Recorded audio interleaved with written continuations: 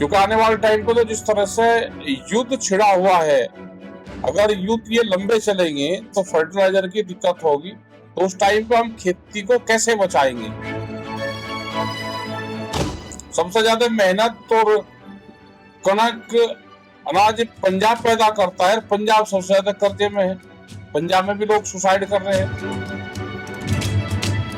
गेहूं में बेमौसम बारिश हुई, खरीद हो नहीं रही।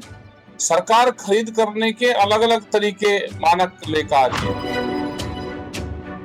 ग्राउंड वाटर लेवल भी हमारा नीचे जा रहा है, तो उस पर भी हम कैसे उसको कम कर सकते हैं? अभी फसलों का नुकसान हुआ, हमने कहा कि एकड़ को इकाई मानना जाए, खेत को एकड़ को इकाई मानना जाए, जिसका नुकसान हो गया उसकी भरपाई सरकार करे। पहले हरियाणा पंजाब में बाहर के लोग भी अपना सामान बेच देते थे, आज हरियाणा में हरियाणा के लोग ही नहीं बेच पा रहे। आज जिस तरह का प्रोग्राम ये मोखा में एक सेमिनार रखी, सरकारों के खिलाफ भी हमारे मूवमेंट चलते हैं, उनसे डिमांड भी रखते हैं, लेकिन खेती किसानी गांव कैसे बचेंगे उस पर भी ये सेमिनार रखी और जो हमारे एक्सपर्ट है उनको बुलवाया, किसानों से रूबरू करेंगे और दोनों चीजों पर बातचीत होगी कि हमारा संघर्ष भी जारी रहेगा और समाधान भी जारी रहेगा। दोनों चीजों पर हम काम कर रहे हैं। अभी पीछे से मुजफ्फरनगर में हमने डॉक्टर सुभाष पालेकर का एक 5 दिन का शिविर किया था कि जीरो बजट खेती कैसे होगी, तो उस पर भी चर्चा करी। क्योंकि आने वाले टाइम पे तो जिस तरह से युद्ध छिड़ा हुआ है, अगर युद्ध ये लंबे चलेंगे तो फर्टिलाइजर की दिक्कत होगी। तो उस टाइम पे हम खेती को कैसे बचाएंगे? तो इन सवालों पर भी हम चर्चा करते हैं। ज्यादा फर्टिलाइजर हमको ना डालना पड़े, क्योंकि पंजाब पूरे देश भर में ये है कि पंजाब सबसे ज्यादा फर्टिलाइजर का इस्तेमाल करता है और उसके बाद में पंजाब सबसे ज्यादा कर्जबंद है।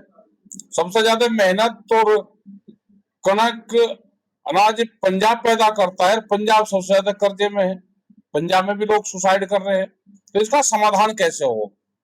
इन सब सवालों पे हम संघर्ष भी करेंगे और समाधान भी तलाश करेंगे। उसी पे ही आज हमने ये जो सेमिनार है ये बुलवाई है। क्या क्या खास होगा सेमिनार? चर्चा करेंगे, एक्सपर्ट लोग हैं और लोगों के सुझाव भी लेंगे। इसमें खेती में लागत बढ़ रही है, इसको लागत को कैसे कम करा जाए, हमको भाव कैसे मिले। एक तो सरकार भाव नहीं देती, अब की बार आलू का किसान बर्बाद हुआ, गेहूं में बेमौसम बारिश हुई, खरीद हो नहीं रही। सरकार खरीद करने के अलग अलग तरीके मानक लेकर आ रही है और केमिकल जिस तरह से यूज हो रहा है, तो इसका अंत क्या होगा? तो ये बहुत से सवाल है, इन सवालों का उत्तर ढूंढने की कोशिश करेंगे। किस तरह से किसान काम कर रहे हैं सर फर्टिलाइजर को लेकर, चाहे ग्राउंड लेवल? अभी तो अंडरग्राउंड वाटर लेवल भी हमारा नीचे जा रहा है, तो उस पर भी हम कैसे उसको कम कर सकते हैं। सह फसली, अभी अगर जिस तरह से गेहूं और हम धान पे ज्यादा काम कर रहे हैं, हम दूसरी फसल पे भी काम करें और उसके रेट मिले। मक्का पे यहाँ पे काम करना शुरू करा, 5 लाख मीट्रिक टन मक्का बाहर से मंगा ली, तो मक्का का किसान बर्बाद हुआ। हम गए वहां पे, कर्नाटक में गए, बिहार में गए, तो मक्का किसान बर्बाद। 1400 रुपए क्विंटल मक्का का रेट है, तो कैसे सरवाइव करेगा? चलो यहाँ का तो दिल्ली के नजदीक है किसान, ये पंजाब हरियाणा उत्तर प्रदेश राजस्थान कुछ बेल्ट आंदोलन कर लेती है, लेकिन अगर तमिलनाडु का किसान है, कर्नाटक का किसान है, बिहार का किसान है, बिहार में तो मंडियां बंद कर दी बिल्कुल, पिछले 20 साल से मंडियां ही नहीं है, तो वहां से सस्ते में फसल खरीदते हैं और जो व्यापारी है पंजाब हरियाणा उत्तर प्रदेश की कुछ बेल्ट में बेचता है। तो सरकार इसमें संज्ञान ले और जो किसान संगठनों को तोड़ने का सरकार काम कर रही, सरकार वो काम न करे। सरकार कई तरीके से मार रही, जो किसान संगठन आंदोलन में है उसको तोड़ने का काम कर रही, उसको बांटने का काम कर रही है, ये भी सरकार कर रही है। फसलों के दाम नहीं देती, वो काम में है। अभी फसलों का नुकसान हुआ, हमने कहा कि एकड़ को इकाई माना जाए, खेत को एकड़ को इकाई माना जाए, जिसका नुकसान हो गया उसकी भरपाई सरकार करे। कैप्टन साहब, जहाँ पर भाजपा की सरकार है वहां पर एमएसपी की बात हो रही है जी, अभी एक स्टेटमेंट आई है कि अगर पंजाब में भाजपा की सरकार आती है तो पंजाब में एमएसपी लागू की जाएगी। एमएसपी तो लागू पूरे देश में है, तो पंजाब में नहीं है। नहीं नहीं, यहाँ पे भी है, क्यों नहीं है, सब जगह है। एमएसपी तो राष्ट्र जो केंद्र सरकार है उसका है एमएसपी तो। लेकिन ये चाहते हैं क्या, उत्तर प्रदेश में भी भाजपा की सरकार है, वहां खरीद करवा दो। हरियाणा में बीजेपी की सरकार है, वहां आंदोलन कर रहा है, कल रास्ते जाम होंगे। ये सरकार अलग चीज है और जो कानून बन गया है वो अलग है। हमने जब भी तो कहा कि देश में कोई भी पार्टी आए, एक 25 वर्षीय एक योजना बन जाए कि कोई भी पार्टी आएगी 25 साल का ये योजना होगी, इस पे वो काम करेगी। मतलब इसका मतलब ये है कि जहां इनकी सरकार है वहीं खरीद हो रही, और जगह नहीं हो रही। करण चौधरी ने जो बयान दिया बयान आया कि जैसे हरियाणा में किसानों को एमएसपी अगर पंजाब में ये झूठ बोलते हैं ना, झूठ बोलते हैं। इनसे तो बड़ा झूठा कोई यही नहीं। दुनिया में कोई कंपटीशन होगा तो बीजेपी वाले सबसे नंबर 1 पाएंगे। यूपी में भी इनकी सरकार है, यूपी में भी है और जगह भी है। क्यों आंदोलन चल रहे? हम उड़ीसा में गए, हमको अरेस्ट कर लिया, पूरी यात्रा चल रही थी उसको अरेस्ट कर लिया, वहां पे भी चल रहा। कहाँ खरीद हो रही है? खरीद तो व्यापारी कर रहा। अब इनके राज्य में व्यापारी खरीद कर रहा।